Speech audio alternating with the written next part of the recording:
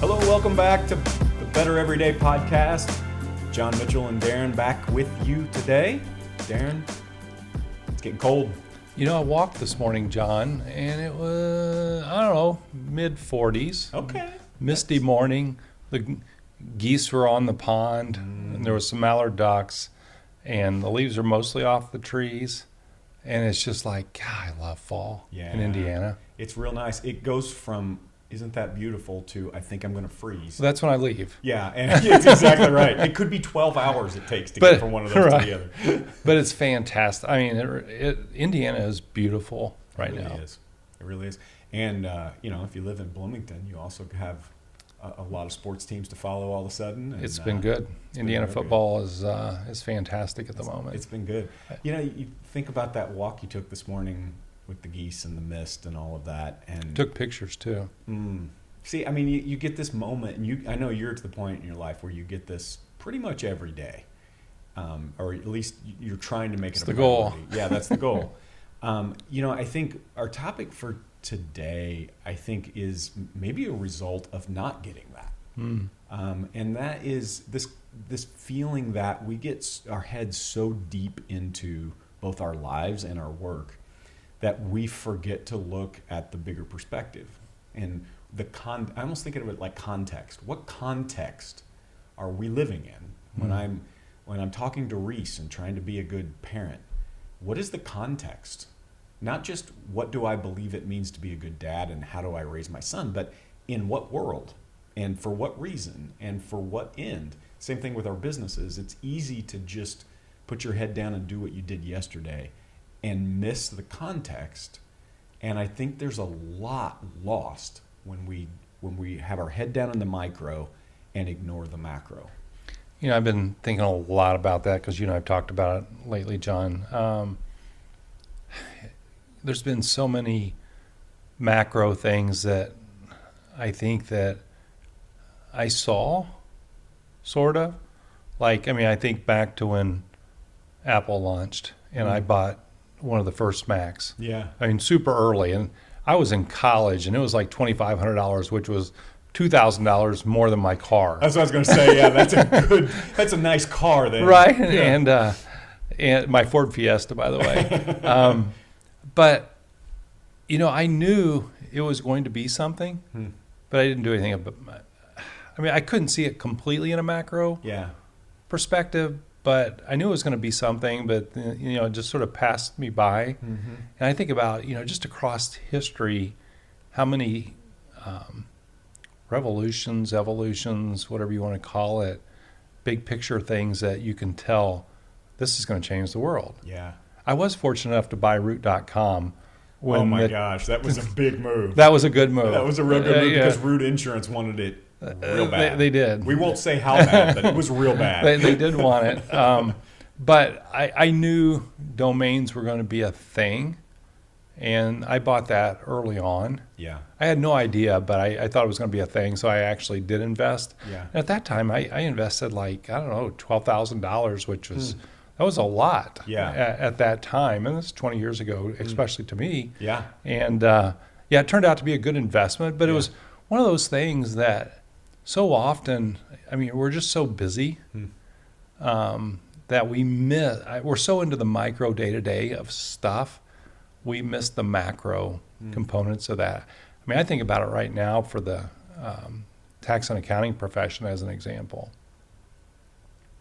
I feel like we're living in a period right now that is potentially the golden age of accounting. That's a hot take. It is. And my perspective is only 40 years. But, really the accounting profession probably is not a lot over 100 years old. So, a decent percentage of it I have at least some perspective on. Yeah. And certainly the entire technology revolution that's taken place. But I think right now, supply is low, meaning number of accountants practicing. Demand is high. That could be because supply is low. Yeah. Or it could be because there's more demand. I don't know. But anyway, Either way, it bodes real well for right. accountants. It does. And technology, AI specifically, is coming to bear in a way that can make what accountants do vastly more efficient and maybe even effective. So, man, what an opportunity when supply is low, demand is high, and technology is going to allow you to do that well. But most accountants, as an example, are so caught up in just getting to the next deadline that they can't see the macro view of what they should be doing. And I think this probably extends to a lot of other businesses. So too. You know, when I think specifically about the accounting firms that we work with, I think, and maybe it's just because my bailiwick isn't necessarily the business model side of an accounting firm, but it is so obvious to me when someone is in the micro lens, when they start saying things like, I can't raise my prices 10% because these people are going to leave. Like, if they have nowhere to go. They have nowhere to go. And if you were giving that your advice to your business clients, you would tell them supply and demand is in a place where you should increase your prices and you won't lose them. And if you do, you're still coming out ahead in the end.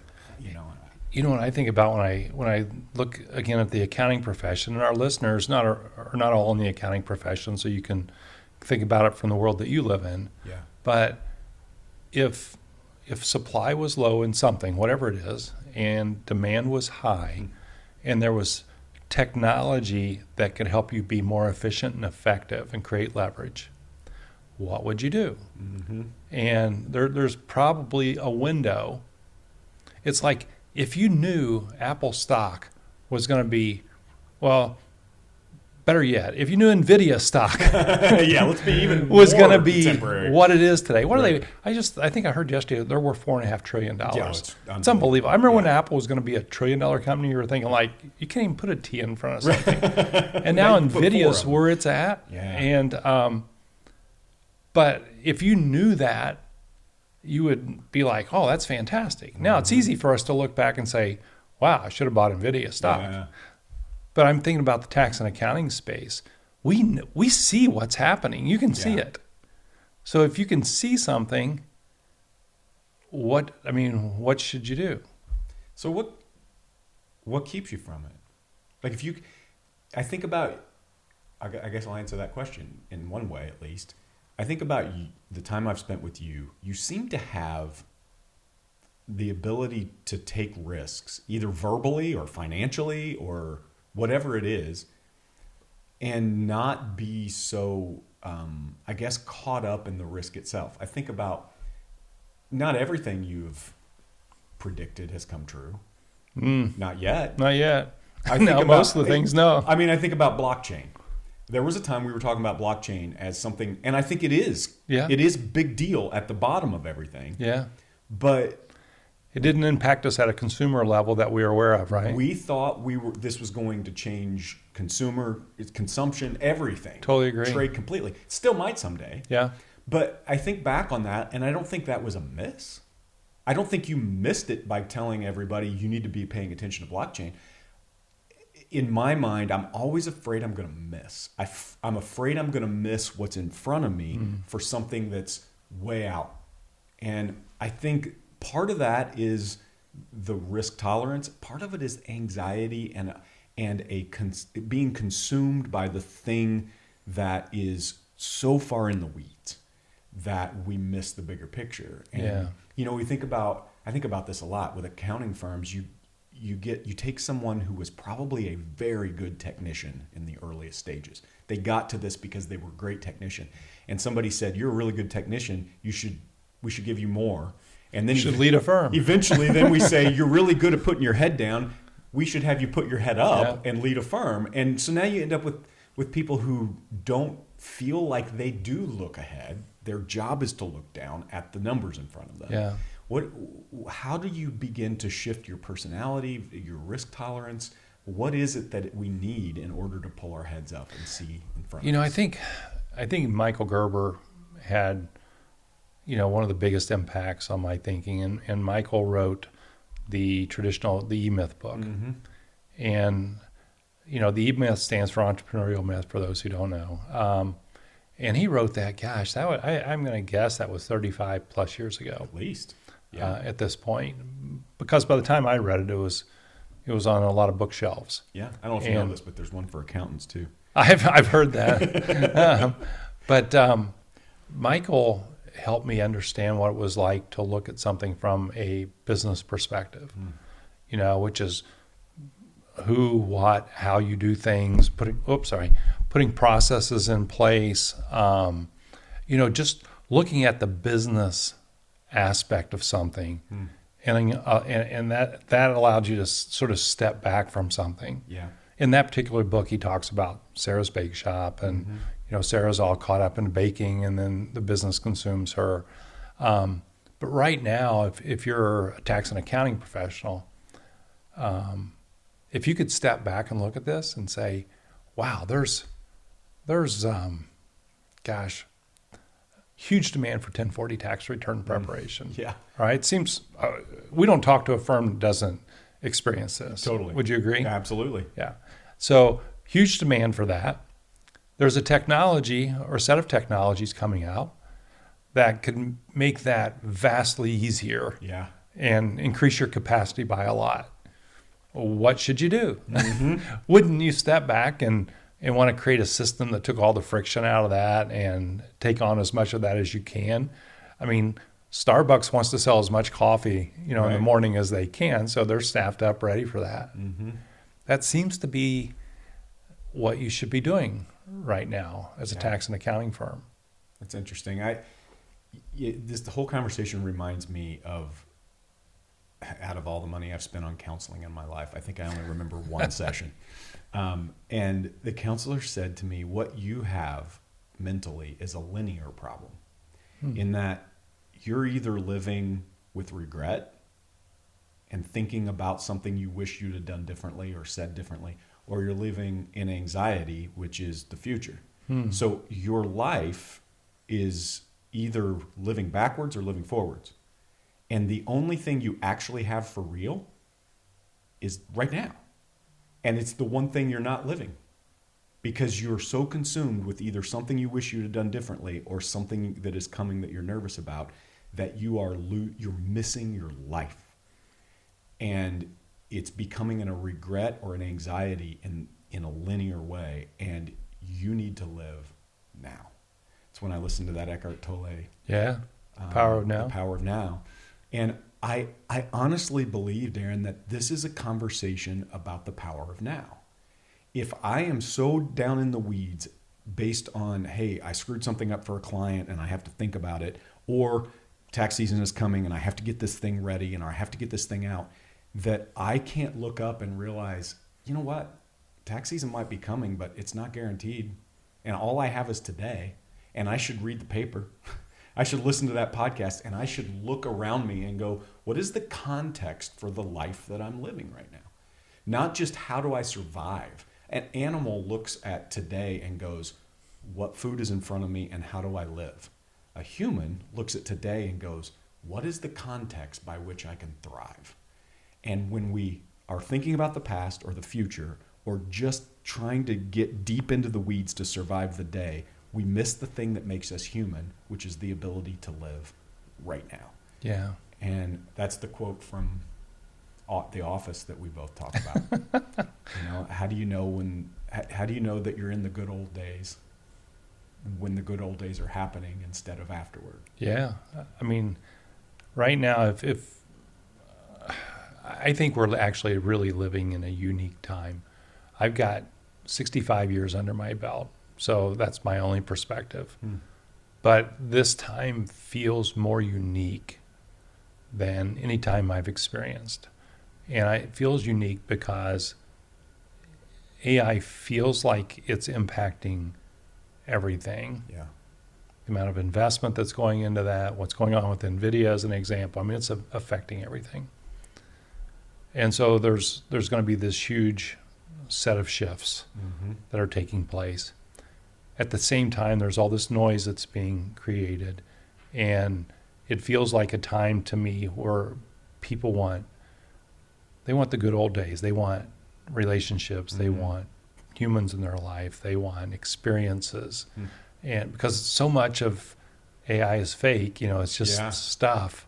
And people seem to be gravitating to experiences. Mm. Both of those, I think, are huge shifts that are taking place. Shifts, big opportunities. Yeah, right. Is what I would say. I have a friend in Louisiana owns big men's clothing store. Anyway, Ted and I have been talking. Ted's his name. Ted and I have been talking a lot about. He's been selling clothes in his family for 100 years, literally 100 years. Hmm. His dad was nearly 100 years old when he passed, and he had the store before him. Wow. So, and Ted's, not a spring chicken either. No offense, Ted, if you listen. But I keep talking to Ted about the desire for human experiences to educate people on clothes and let the sale happen, as a result of creating trust. I mean, when somebody just comes to me today and wants to sell me something, I recognize that super quickly. Yeah. And trust is not a part of my equation at that point. Yeah. But when somebody earns my trust, the amount of money I end up spending with them is multiple times more than I would have.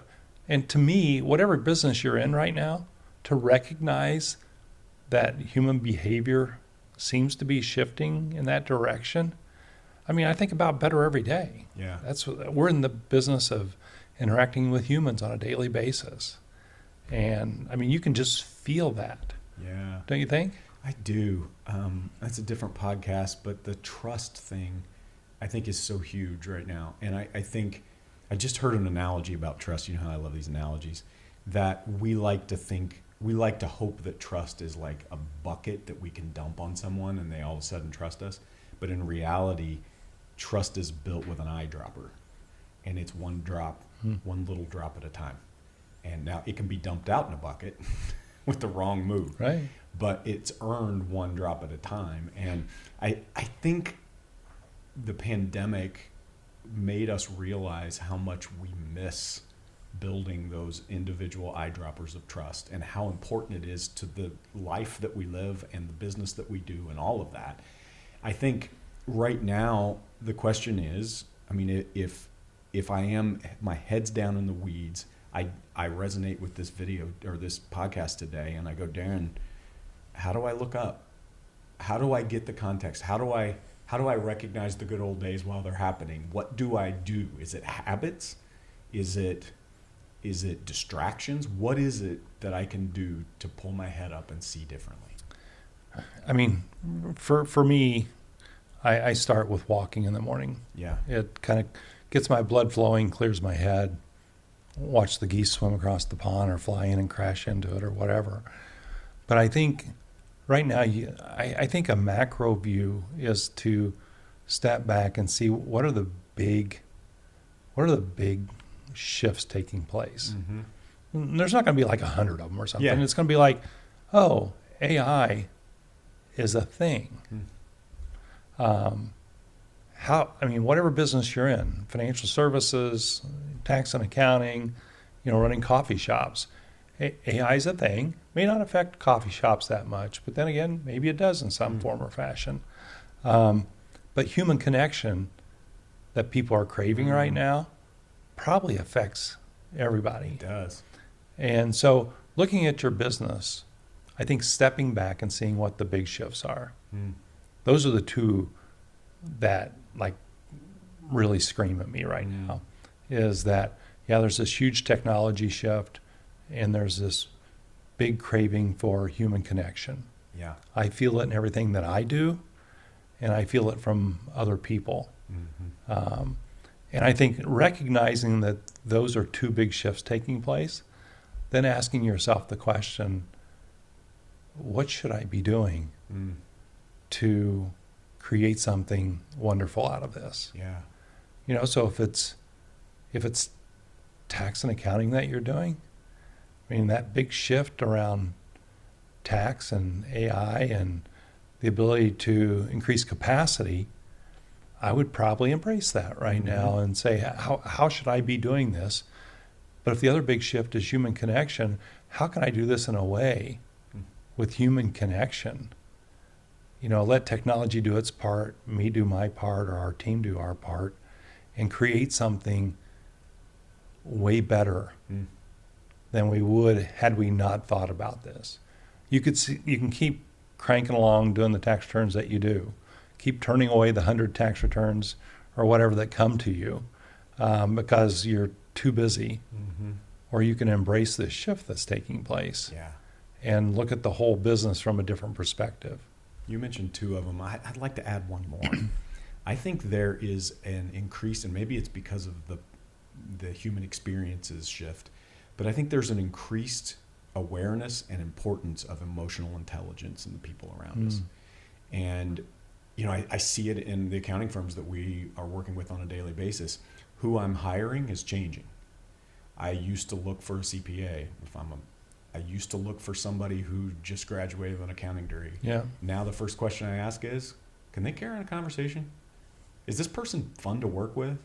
Will my clients actually like this human? Will they know what actually needs to be said in a conversation?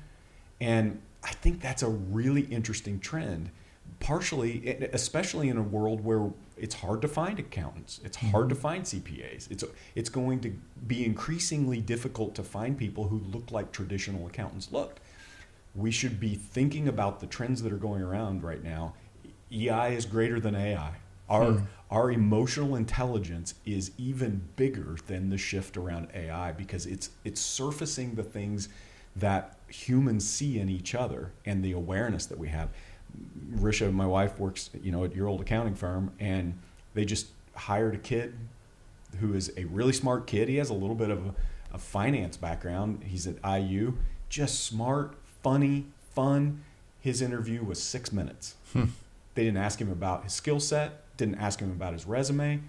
We can teach him that stuff. What we can't teach is the emotional intelligence. Yeah. And I think that's another shift. We have to think differently about what people expect from our companies and how we want to represent ourselves. And all of those things we miss if we just keep looking the way we've looked and keep behaving the way we've behaved without the context. I do think that one plays into the human connection. I think piece. it does too. Yeah. It's becoming more important to us. I think it ought to be our reaction to that desire for human connection shift that's taking place. Yeah. Our reaction should be, in my opinion, find people like this person, right? That's what you're looking for, people who can make those human connections. Yeah. But, no matter what business you're in, the human connection piece has an impact right now. And if you want to have a business that people love out there, from a macro perspective right now, people are going to love a business of people who care about you as a customer. Authentically. Yeah. Well, Darren, I can recognize, at least in this moment, I'm living in the good old days. I'm happy. I am grateful for our friendship. I'm grateful for this thing we're doing with Better Every Day. It's a dream that I would get to do what I want to do every day on my own terms and love people and serve people the way that we're building. And I'm also grateful that I have an influence that can see the big picture as an instinct. I think that you instinctually look bigger. And my tendency with my anxiety is to put my head down. And I think one of the things that you can do if you find yourself stuck with your head down is to surround yourself with people that you trust who can help you gently and methodically raise your head and see the context around you. It's been really important to me, and I'm hoping that's what this podcast is for a lot of people as well. I would love for our listeners just to ask themselves the question, are there big shifts taking place? Yeah. And the answer to that is yes. How should you think about that? Because the alternative to not thinking about it is looking back 20 years from now and saying, Missed it. should have bought Apple stock, Yep, that's exactly right. and held it. Yeah, right. Hindsight's always really good, right? That's good. Buying's not the hard part. Holding it was the hard part. That's the I bought it more than once. That's right. Well, I appreciate you listening today. I hope you heard something today that moves you forward and moves your firm forward. Thanks for listening. We'll see you next time. Thanks, John. Everyday Podcast.